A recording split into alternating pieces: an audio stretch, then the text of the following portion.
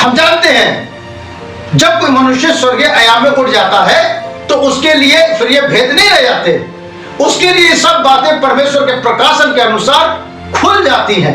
As he asked Job, where was you when I laid the foundations of the world? See? और उसने अय्यूब से पूछा, जब मैंने पृथ्वी की नींव डाली तू कहाँ था? समझे? When the morning stars sang together, the sons of God shouted for joy. See? Now, where were you? जब भोर के तारे एक संग आनंद से गाते थे, तू कहाँ था? और परमेश्वर के पुत्र आनंद से जय जयकार करते थे, तब तू कहाँ था? क्या आप इसे समझे? See, that's way back before the earth. Now, God had a purpose and a hidden mystery. ये बात वहां पृथ्वी के बनने से बहुत पहले हुई थी। अब परमेश्वर के पास एक उद्देश्य था और वह एक गुप्त भेद था। And that's what I want to speak on to the church this morning, the hidden mystery of God that He had in His mind before the world ever began. और मैं आज इस प्रातः कलीसिया में इसी विषय पर बातचीत करना चाहता हूँ कि इससे पहले कि संसार कभी आरंभ होता, परमेश्वर के मस्तिष्क में एक गुप्त भेद था। And how that it's unfolded itself right down to this present hour that we're living. See? Then you will understand clearly then, see, on, I believe, what is being done. और कैसे इस बात ने अपने आप को ठीक इस वर्तमान समय में जिसमें हम रह रहे हैं प्रकट किया है, समझे? मैं विश्वास करता हूं कि आप इस बात को अच्छी तरह समझने पाएंगे। आप समझे कि क्या किया जा रहा है? God's great mystery of how it's a secret. He kept it a secret. Nobody knew nothing about it. Even the angels didn't understand it. See? He didn't reveal it. परमेश्वर का वो महान भेद कि कैसे ये गुप्त था, उसने इस बात को गुप्त रखा। किसी को इस बात के विषय में कुछ भी पता नहीं था, यहाँ तक कि स्वर्गदूत भी उस बात को नहीं समझ पाए। मेरे मसीह भाई बहनों, एक बार फिर मैं आपके सम्मुख उपस्थित हुआ हूँ अपने इस नए वीडियो को लेकर के। जैसा कि आप जानते हैं कि हम अय्यूब की पुस्तक पे अध्ययन कर रहे हैं। हमने अपने पिछले वीडियो में देखा कि अय्यूब किस तरह से बीमारी में चला गया, किस तरह परेशानी में चला गया, किस तरह से उसके मित्र आकर के उसके ऊपर इल्जामों को लगाने लगे। हमने पिछले वीडियो में इस वाली बात को देखा था कि कैसे उसके मित्र उसको तसल्ली देने के लिए आए और उसके जो 3 मित्र थे, तेमानी एलीपज, शूही बिल्दाद और सोपेर, तीनों ने अय्यूब को यही बताया कि तू कहीं ना कहीं दोषी है, कहीं ना कहीं तेरे साथ कोई फॉल्ट है। उस पिछले वीडियो में हमने यह भी बताया था कि उन तीनों मित्रों के नामों का अर्थ क्या होता है और वास्तव में ये मानवीय रूप से परमेश्वर को जानते थे। जितना इन्होंने आज तक सीखा था अपने पुरखाओं से, अपने प्राचीनों से, उसके हिसाब से ये अय्यूब को समझा रहे थे। मानवीय दृष्टिकोण के हिसाब से देखा जाए तो ऐसा लगता है कि उनकी बातें ठीक थी।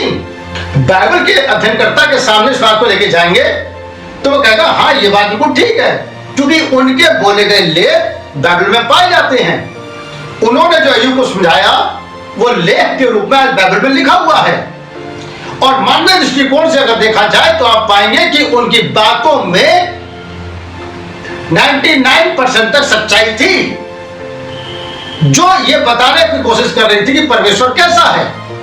लेकिन अगर हम अय्यूब पर दृष्टि डालें, अय्यूब जिसका नाम का ही अर्थ होता है सताया हुआ, जो कि एक मसीह को रिप्रेजेंट करता है, हमारे यीशु मसीह की सेवकाई को भी रिप्रेजेंट करता है, वरन उनको भी रिप्रेजेंट करता है जो प्रकाशनों और दर्शनों के अनुसार होते हैं और उनके पास परमेश्वर की ओर से विशेष प्रकाशन होता है, लेकिन वे सताए जाते हैं। और अय्यूब के नाम का अर्थ भी यही है, सताया हुआ। तब अय्यूब अपने सभी मित्रों को बारी बारी उत्तर देता है। यदि हम देखें तो हम पाएंगे कि अय्यूब जिस दृष्टिकोण से देख रहा था वो परमेश्वर का दृष्टिकोण था, और उसके जो मित्र जिस दृष्टिकोण से देख रहे थे वो एक मानवीय दृष्टिकोण था।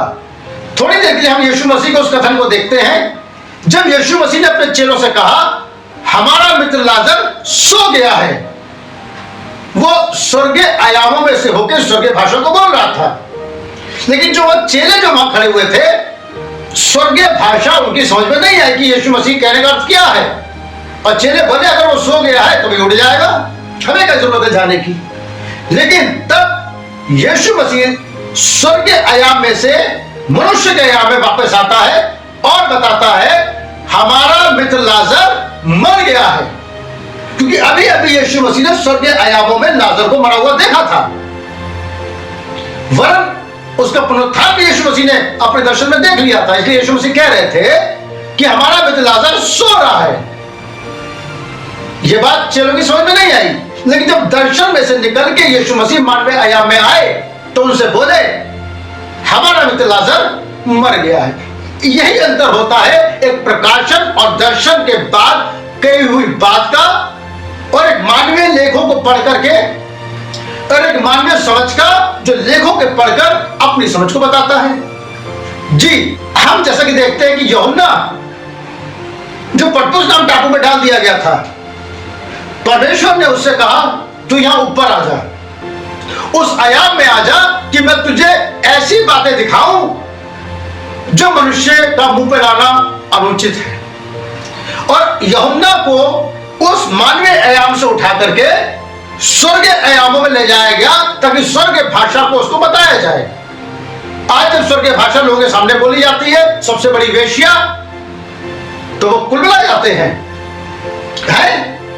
हमारे ईसाई समाज को, जो कि कैथलिक या उसके अन्य लोग बाग हैं, उन्हें ये लोग वैश्या कह रहे हैं, वैश्या वैश्या की बेटियां कह रहे हैं। ये बात उनकी समझ में नहीं आती क्योंकि वे मानवीय आयाम में होकर इस बात को सोचते हैं। लेकिन यूहन्ना स्वर्गीय आयामों में से देख रहा था और बोल रहा था कि बड़ी वैश्या है और उसकी बेटियां हैं। ये बात उनकी लिए पटी थी।